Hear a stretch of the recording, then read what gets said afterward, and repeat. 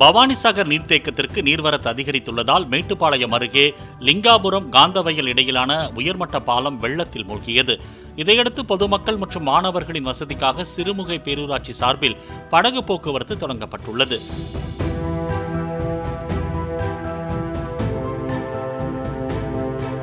படகில் பயணம் செய்வோருக்கு லைஃப் ஜாக்கெட் வழங்கப்படுவதாகவும் பொதுமக்கள் கட்டணமின்றி இலவசமாக பயணிக்கலாம் என்றும் பேரூராட்சி நிர்வாகம் தெரிவித்துள்ளது.